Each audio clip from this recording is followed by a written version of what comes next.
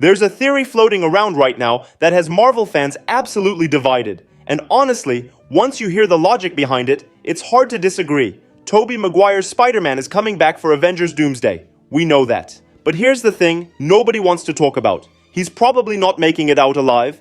And no, this isn't clickbait doom and gloom. There are real structural reasons why Marvel would write his character into a corner with no way out. So let's break it all down. First, let's talk about what we actually know.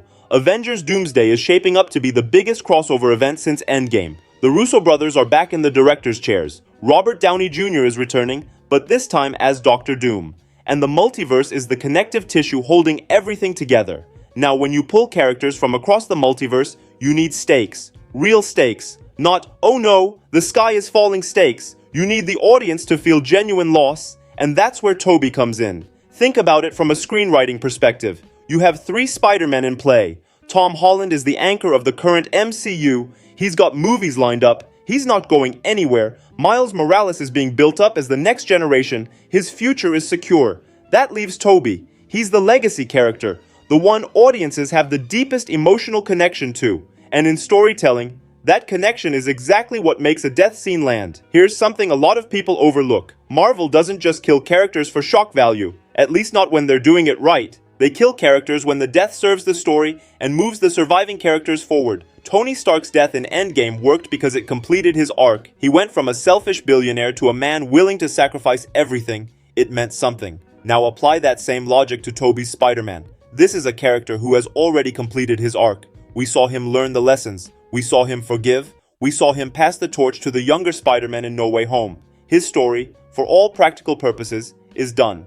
And that's not a weakness. That's actually what makes him the perfect candidate for a heroic sacrifice. Because when a character has nothing left to prove, nothing left to learn, the only thing left is to show what they're willing to give up.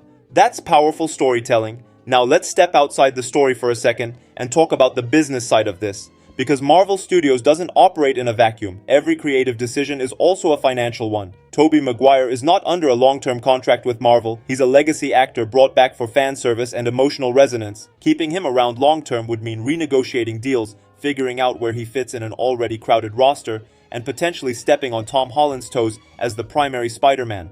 Or, and this is the cleaner option, you give him a legendary send-off. One final act of heroism that cements his version of Spider-Man as the greatest to ever do it. Fans cry, the internet explodes, and Marvel doesn't have to worry about fitting a 60-year-old Peter Parker into Phase 7. It sounds cold when you say it out loud, but that's how franchise filmmaking works. You maximize the emotional return on a character, and then you let them go on the highest note possible. There's another layer to this that makes Tobey's death even more likely, and it has everything to do with Dr. Doom. In the comics, Doom is not your typical villain. He doesn't just want to destroy things, he believes he's the only one capable of saving reality.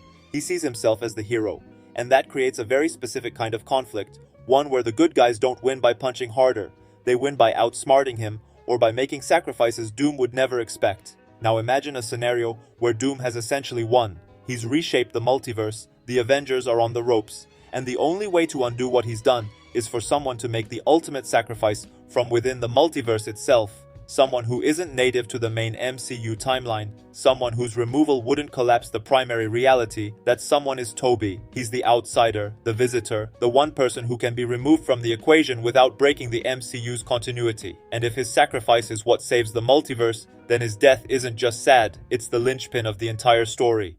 And here's the final piece of the puzzle. Marvel knows that Tobey Maguire's Spider-Man means something to an entire generation. People who grew up with those Sam Raimi films don't just like the character, they feel connected to him in a way that's deeply personal. Killing that character off, if done right, would be one of the most talked about moments in superhero movie history. It would trend for weeks, it would dominate every discussion, and it would give the MCU something it desperately needs right now, a moment that actually matters. Because let's be honest, the multiverse saga has struggled with stakes, too many fake-outs, too many consequence-free adventures. Killing Tobey's Spider-Man would be Marvel's way of saying, no, this time it counts. This time, the loss is real. And there's no variant showing up to undo it. Look, I hope I'm wrong. I really do. Tobey Maguire's Spider-Man is one of the most beloved characters in cinema history, and nobody wants to see him go. But when you look at the narrative structure, the business logic, and the thematic needs of this story, everything points in one direction. Tobey's Spider-Man is walking into Avengers Doomsday as a hero. and I think he's going out as one too. And if Marvel actually pulls this off the right way, if they give him the send-off he deserves, it could be the defining moment of the entire multiverse saga. The moment people talk about for years. The scene that makes grown adults cry in a packed theater. Because that's what this character means to people. He was the first. He was the one who showed an entire generation that a superhero movie could have real heart and real consequences. But here's what keeps me up at night. What if Marvel doesn't do it right? What if they rush it? What if the death feels cheap or unearned?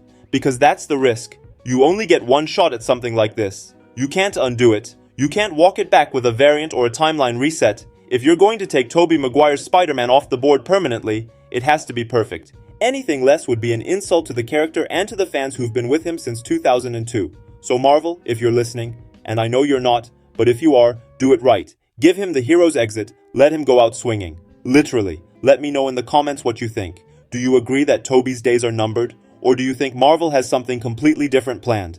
I want to hear your theories. Drop them below. And if you're not subscribed yet, now's the time. We cover everything Marvel, every twist, every leak, every theory worth talking about. Hit that subscribe button so you don't miss what's coming next.